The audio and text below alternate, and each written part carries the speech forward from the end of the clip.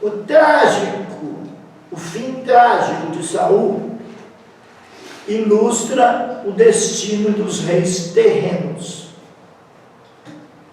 A única esperança é um reino de Deus na terra, cujo soberano seja o próprio Deus.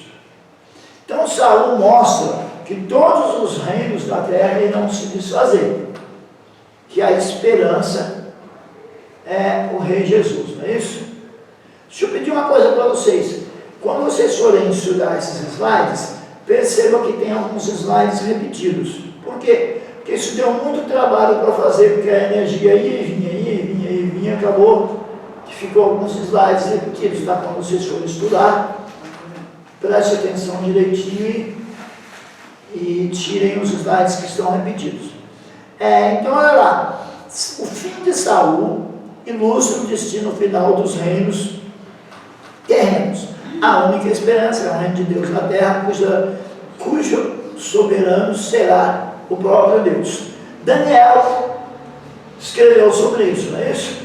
Sim ou não? Daniel escreveu sobre esse negócio de só permanecer o reino de Deus? Foi? Quem disse que foi, ele se comprometeu. Foi ou não foi? O senhor para de olhar para mim com essa cara de assustado e diga isso, foi isso não foi. A gente, quando está pessoas universitárias, então, quando acertam, a irmã André fala, não foi o irmão Luiz. Quando erra, foi o irmão Luiz. Então, por uma questão de tempo, gente, eu vou ajudar vocês. É a questão da estátua do reino, da estátua do profeta Daniel. O primeiro reino bem grandão, cabeça de ouro, mas caiu. Os peitos de prata, mas caiu. O quadril de bronze, mas caiu. As pernas de ferro, mas caiu. Os pés, metade de ferro, metade de barro. Vem uma pedra, aquela pedra simboliza Jesus, bate e derruba tudo. Sim ou não? Sim. Dá para associar as duas ideias? Olha, eu vou repetir o que está escrito aqui, associa com a questão de Daniel. Vamos ver se dá para associar. O fim trágico de Saul ilustra o destino final dos reinos terrenos. Dá para associar com a questão da estátua, sim ou não, senhoras e senhores? Sim. Então, nós que vamos pregar o Evangelho, a gente tem que pedir a Deus e também treinar a nossa mente para ela ter essa capacidade de associação, tá bom? Como é que se consegue essa capacidade de associação? Orando, lendo a Bíblia e treinando a mente, tá bom? Não cai do céu. O céu só cai chuva e avião com os mamonas assassinas.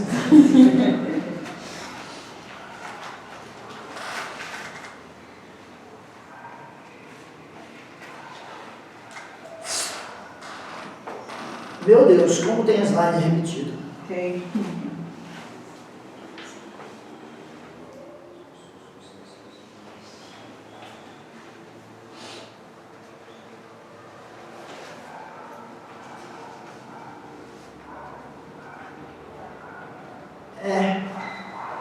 Foi isso que aconteceu.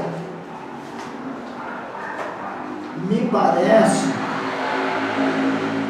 que a luz acendeu e apagou, acendeu e apagou, e eu devo ter ficado sem os slides de 2 Samuel. Porque eu não consigo chegar em 2 Samuel. O que está acontecendo aqui? Eu acho que eu vou ter que brigar com a Enel. Vou ter que brigar com a Enel.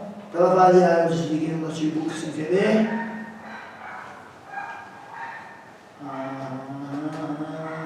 Consegue? Oi? Consegue? Por favor, me ajuda aqui. Eu acho que não acender e apagar as luzes muitas vezes deve ter dado problema, eu fiquei sem a parte de 2 Samuel nos slides. Eu desliguei e liguei de novo. Oi? Não pode tirar, senão. É esse, então já Problema, sim, senhor. a gente achar isso. Só um minuto que não vai ninguém embora não, porque ele tem aula. Estou vendo gente combinando aí para ir embora.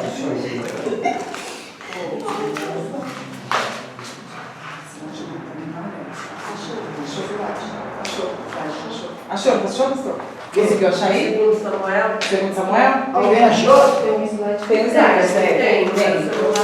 Tem um slide que tem. É depois, Mas você ela está viu explicando. o número, né? Tudo bem. É 37, não é?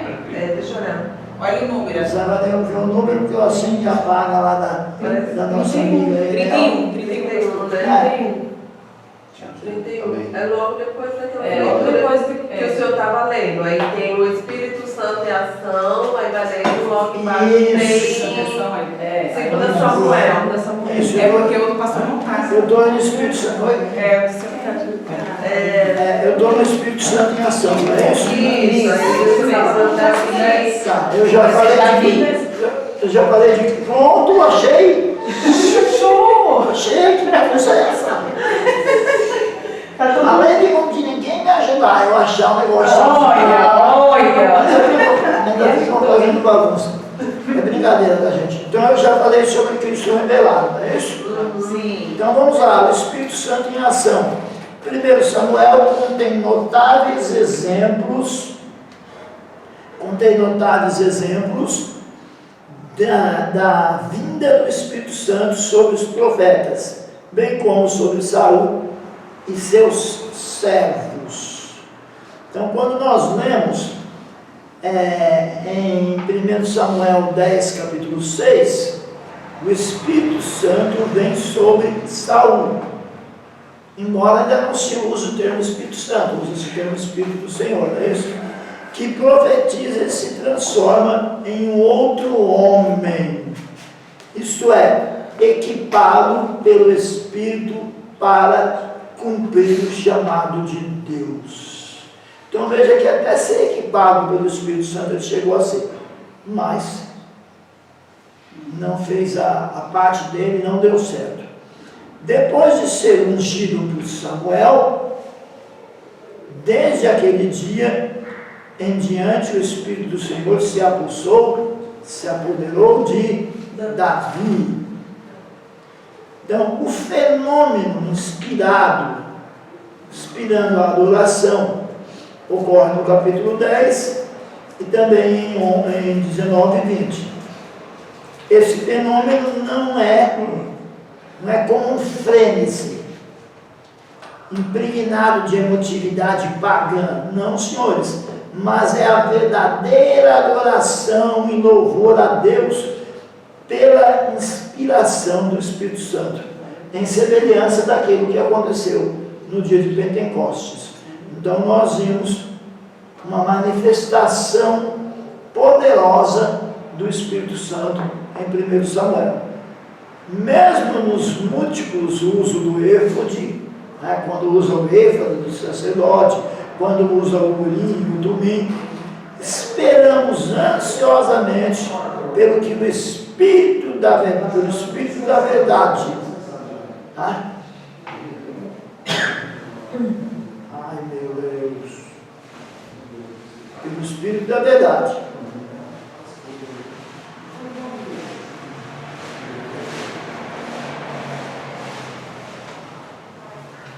Gente, eu falei da Enel, não era culpa da Enel não, era eu que estava apertando o botão errado. É isso aí, mas a Enel ela dá mancada, né? Não tem problema. Eu falo igual um pastor meu, ele fala, é tudo culpa do diabo, mesmo que não for, eu boto culpa nele, que eu não gosto dele. Então, segundo Samuel, nós já falamos de 1 Samuel, tudo bem? Sim.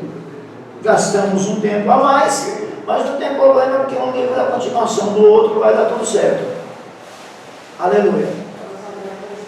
Eu acho que vai precisar fechar a porta, né?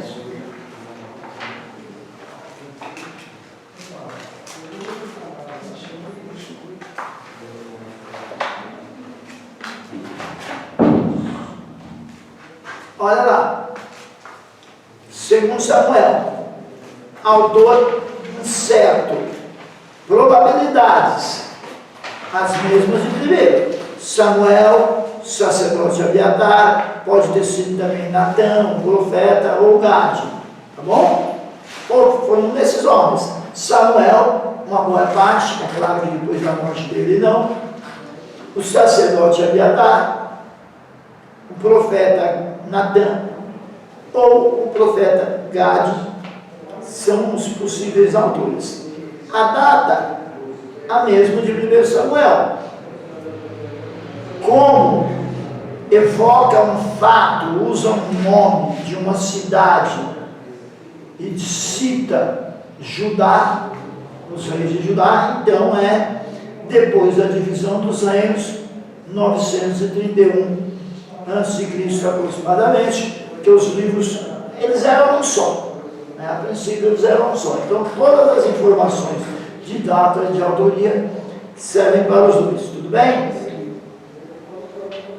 Em sua totalidade, o livro, qual agora? Segundo Samuel, né? Em sua totalidade, o livro relata a ascensão de Davi. Então, quando você quiser ver a história de Davi, de uma forma mais completa, por um ponto de vista profético, você não vai em 1 Samuel, você vai em 2, que ela aparece em 2 Samuel, de forma efetiva, tá? Em sua totalidade, o livro relata a ascensão de Davi ao trono e seus 40 anos de reinado, começando com a morte de Saul, segundo Reis começa em 2 Samuel, começa com a morte de Saul, e terminando com uma lista de valentes de Davi, e com o seu pecado em fazer o censo dos homens de guerra. Esse negócio de fazer o censo dos homens de guerra aí, isso aí é complicado porque é o seguinte, Davi conta os homens de guerra, e não era para contar. Porque contar os homens de guerra parece que está confiando no poder da quantidade de homens que tem, assim por diante. Sem contar que Deus havia dito que o povo de Israel seria como as estrelas do céu, que não se pode contar. Então não era para contar. Depois vocês procurem em casa,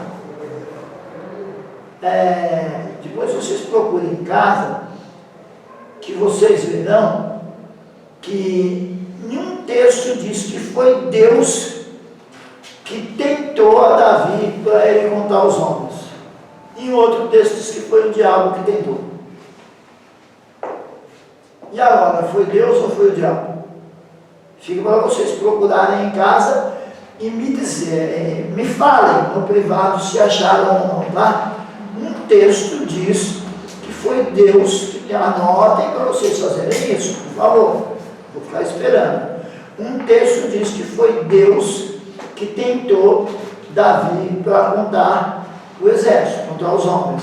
Outro texto diz que foi o diabo que tentou. E aí? Foi Deus ou foi o diabo? Não tentem responder agora, tá? Só marquem aí para vocês procurarem. Foi Deus ou foi o diabo que tentou Davi a contar os homens? Já que a gente está nessa, anotaram? Já que a gente está nessa, eu quero saber por que o espírito mal da parte de Deus entrava em Saul. Você também quer saber? Boa.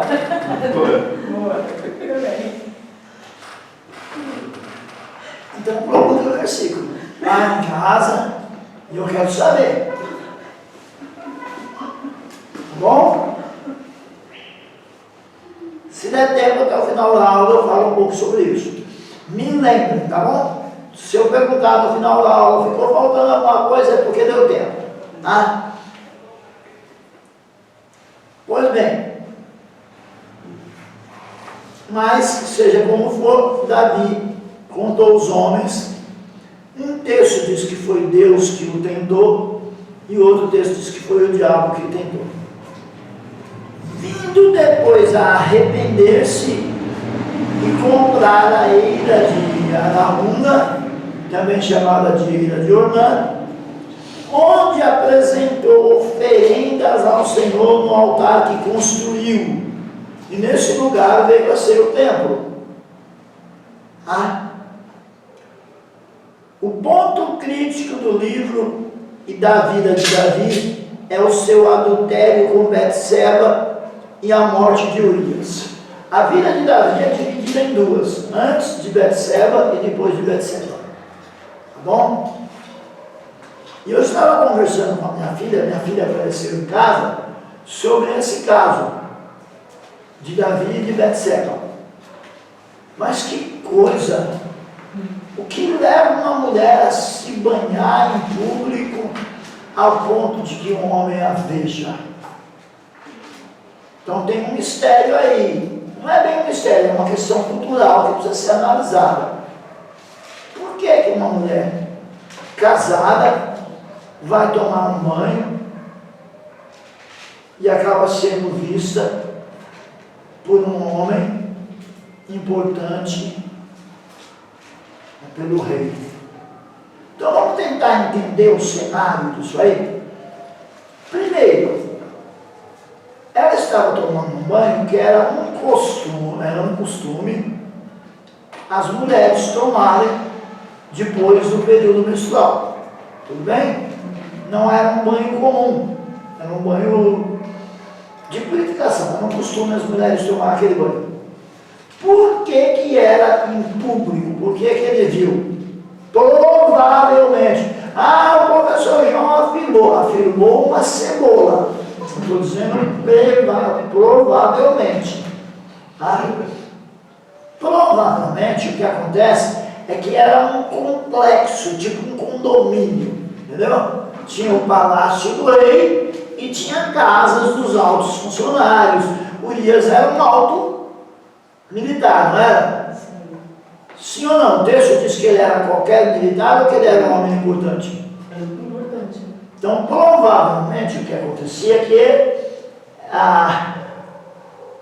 as dependências de Urias eram próximas das dependências de Davi, do palácio. Provavelmente, tá bom? Não estou ensinando isso, não estou dizendo que a Bíblia diz não. Estou dizendo com probabilidade.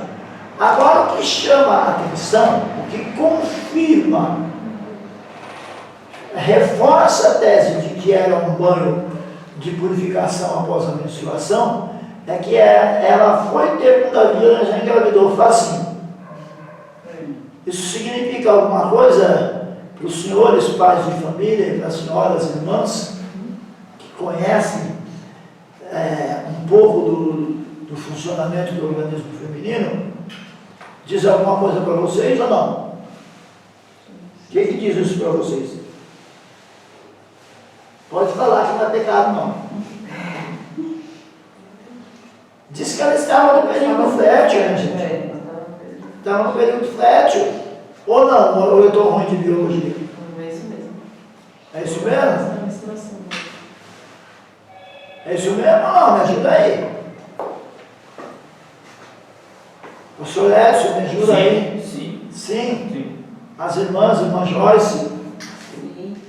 É o que parece. Pelo andar na carruagem, pelo cenário, o que parece é isso. Tá bom? Então é o seguinte. E aí se pergunta, por que Betseba foi lá? Por que Betseba foi lá? Aí tem que fazer uma análise da questão. Ela pode ter ido por medo do rei. É o rei. Pode ter ido por medo do rei. E pode ter ido também porque Davi era um sujeito interessante. Era o rei, era poderoso, era bonitão. Então ou foi medo, ou foi porque ela achou a ideia legal. Mas que ela foi. Tudo bem? Pois não. Mas, assim, escuta-se muito falar que ela foi porque ele era rei e quando ele chamava tinha que obedecer. Tá. Ele era rei e quando ele chamava tinha que obedecer. Tudo bem, é um argumento. Mas ela podia negar? Oi? Ela podia se negar? Ela sendo uma mulher casada, ela poderia ter ido acompanhada de alguém. ou questionado, meu marido não está, por que eu tenho que ir? E a gente não vê esse questionamento no texto. Então abre-se a segunda possibilidade, pelo fato de ela não ter questionado nada nem nada. Agora, que ter sido o rei que chamou, intimida. O rei está chamando, tá bom? O rei está chamando, mas quem é o piorzinho da história? O piorzinho da história mesmo é ele. Que ele era o rei, ele tinha várias mulheres, ele sabia que o marido dela estava na guerra, ou seja, ele deixou a mente dele vacilar.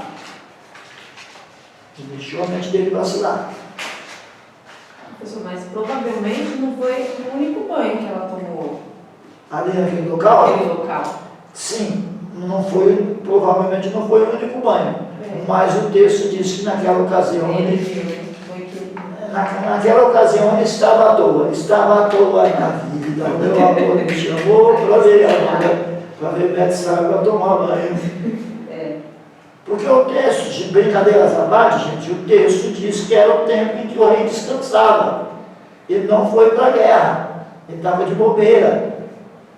Mente vazia, oficina do diabo, a genética de Betseba, se é que vocês entendem?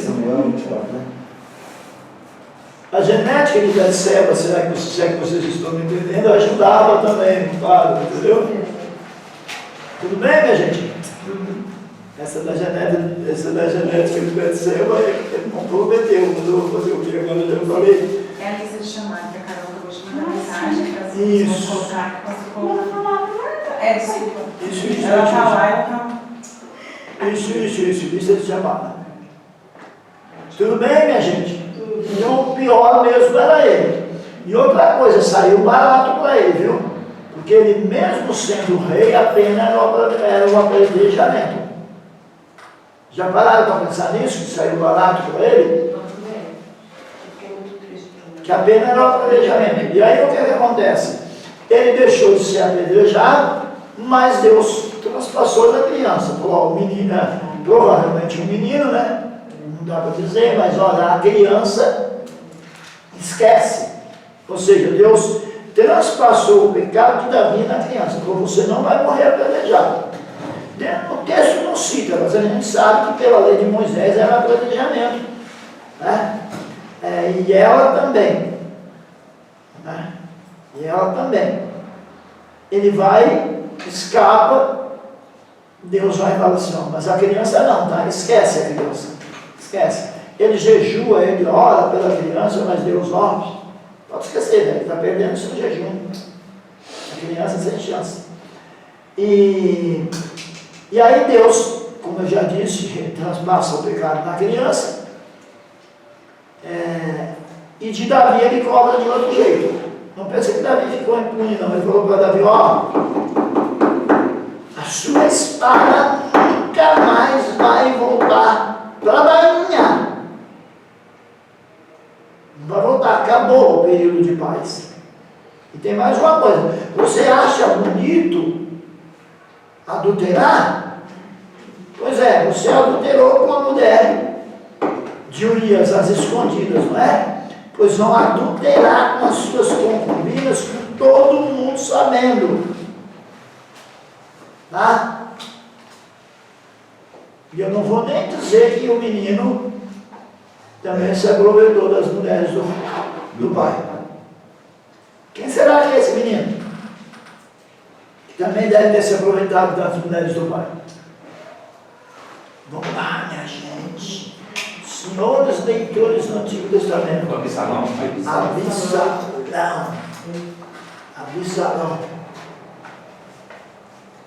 E Davi nunca mais teve sossego. A espada de Davi não voltou mais para a bainha.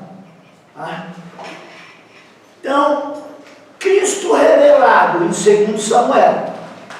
Davi e seu reino esperavam a vinda do Messias. O capítulo 7, em especial, antecipa o futuro rei. Então, Davi, até antes de Betseba, ele é o símbolo perfeito do Messias. Tá bom? Davi, antes de Betseba, é o símbolo perfeito do rei Messias. Tanto é que Jesus, mesmo com adultério, Jesus é chamado de filho de quem? Davi. Pois é. Deus interrompe os planos de Davi de construir uma casa para a arca e explica que enquanto Davi não pode construir uma casa para Deus, porém Deus está construindo uma casa para Davi, ou seja, uma linhagem que dure para sempre. Dure para sempre. Ela foi interrompida no cativeiro, mas retomada em Cristo. A Bíblia diz que Deus fez com Davi uma aliança com sal. Uma aliança com sal. E eu vi, senhor pregador, olha aqui para mim, aqui. Nosso pregador oficial, irmão Luiz. Meu Deus. Eu vi um pregador pregar sobre isso. Deus fez com Davi uma aliança com sal. Meu amigo, no interior de São Paulo, quando o pregador está indo muito bem, o povo diz que o pregador está tirando o pica-pau do oco. Porque os crentes ficam todos, né, parecendo um pica-pau colocando a cabecinha para fora do buraco. Quando o pregador está pregando bem, diz: olha, o irmão está tirando o pica-pau do oco. Pois é, com essa história de que Deus fez com Davi uma aliança com sal, o nosso amigo pregador tirou o pica-pau do oco, e o Senhor será o próximo. Eita, glória. Deus, o seu tema, Deus fez com Davi uma aliança com sal. Com sal. Com sal. Com sal. Já começa a procurar o versículo na net, tá bom? Pergunta para o Santo Google onde está esse negócio. Deus fez com Davi uma aliança com sal. Se as meninas quiserem ajudar ele a achar, eu vou deixar, tá bom? Hoje eu estou bonzinho. Deus fez com Davi uma aliança com sal. Ele já tem o outro tema da semana passada: tiradores de água e rachadores de lenha. Está pronto já o sermão? Eu estou na outra pegada ainda. Pegada eu que vou pegar você se o sermão não sair. Pegada eu. Eu estou tremendo todinho aqui que amanhã, meu Deus do céu. Eu quero ver o esboço do sermão. Tiradores de água e rachadores de lenha. E vai ser aqui na sede com a igreja cheia. Porque eu sou amigo do povo pastor. Olha para mim que eu olho para ele. Pastor, pega leve. Gente, eu falo assim, brincando com o irmão Luiz, né? Porque realmente eu tenho um desejo que tanto os irmãos como as irmãs sejam pregadores do Evangelho. E esses temas são temas que eu vi pessoas pregarem, alguns eu mesmo preguei. Eu não preguei sobre fiz com Davi uma aliança com sal, né? Esses dois eu não preguei, mas geralmente eu sugiro um tema que eu já preguei, que é para ir colocando na cabeça de vocês aquele desejo de formula do sermão, aquela coisa toda, tá bom? Então Deus fez com Davi uma aliança com sal, tá bom? Vai depender da tradução, talvez de um pouquinho de dificuldade de baixar. Então Deus falou para Davi: você não vai construir casa para mim, mas eu estou construindo uma casa para você, uma linhagem para você, tá bom? Pela sua vitória, o relógio que está valendo é o meu, tá bom? Estou me orientando por ele. Pela sua vitória sobre todos os inimigos de Israel, pela sua humildade e compromisso com o Senhor, pelo seu zelo e o favor da casa de Deus. Então, olha, veja bem, ó, o que faz de Davi? O que faz de Davi um homem diferenciado? Vamos analisar aqui o nosso slide. Alguém achou? Parece que acharam ali. 2 Samuel 23:5. 2 Samuel 23:5. Deu sorte, pregador, já acharam o versículo. Mas o irmão soprou aqui. A irmã André é bênção, pastor. A irmã André é bênção. Então lê para mim, só para a gente ouvir como é que é. 17:7. que é? Gênesis 17:7. Eu vou ler o 23:5, aí seria esse daí. Eu quero que tiver mais claro. Deus fez com Davi uma aliança com Saul. Isso aqui não está tão claro não, mas está escrito assim, ó. Ainda que a minha casa não seja tal para com Deus, contudo estabeleceu comigo uma aliança eterna. E o outro? E cadê o Saul? Cadê o outro? Não tem sal Não tem sal. nessa versão que não Então, tem isso que eu sal. falar, né? Eu achei aqui, Vai lá. 2 Crônicas, capítulo 13, versículo 5. Porventura não vos convém saber que o Senhor Deus de Israel deu para sempre a Davi soberania sobre Israel, e a ele e a seus filhos por um concerto de Saul. Segunda Crônicas. Segunda Crônicas, O que é o conceito de Saul, gente? O que é de Saul? 13. O que é o conceito de Saul? Porque o Saul é fiel. Qualquer alimento que você prepara com sal e outro tempero, o sal se sobressai. O sal é fiel. O pai do pastor Edson pregou sobre sal. Nossa, foi muito bonito, saiu da minha mente. Nossa, Pois é. Interessante. Ele é abençoado, eu gosto dele. Ele deu até, sabe como exemplo, a comida da filha do pastor aqui. Ele falou que ele comeu e não esquece. Ele falou, comida com bastante tempero, você sempre quer. Toma água, e a água, e ele falou assim, precisava de Jesus. Foi, conta a Vanessa. Não conta pra ninguém que eu estava nesse dia, tá? Tá. Eu estava nesse dia, já faz muito tempo, já. Eu estava nesse dia. Foi bem, Realmente. Então, pela sua vitória, por que Davi é um homem especial para Deus? Pela sua vitória sobre os inimigos de Israel. Você quer ser especial para Deus? Lute as lutas de Deus. Pregue o Evangelho, resista ao pecado, abençoe as pessoas à sua volta. Por quê? Pela vitória de Davi sobre os inimigos de Israel. Ele se tornou especial, porque ele lutou as lutas de Deus. Tudo bem? Pela sua humildade, seja humilde. Seja humilde.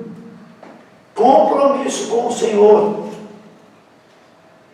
Compromisso com o Senhor. Falhar, ele falhou, mas ele tinha tudo isso.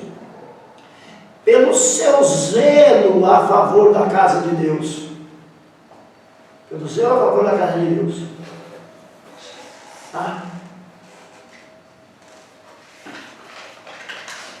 Pela associação dos ofícios de sacerdote e rei na sua pessoa. Sacerdote e rei na pessoa de Davi, embora seja difícil, Davi tem oferecido sacrifício, tá? Eu não entendo que Davi oferecesse, eu entendo que ele providenciava tudo, e o sacerdote junto com ele é que oferecia, tá bom? Até que se prove ao contrário. Se alguém me disser, não, Davi oferecia sacrifício bíblico, tudo bem.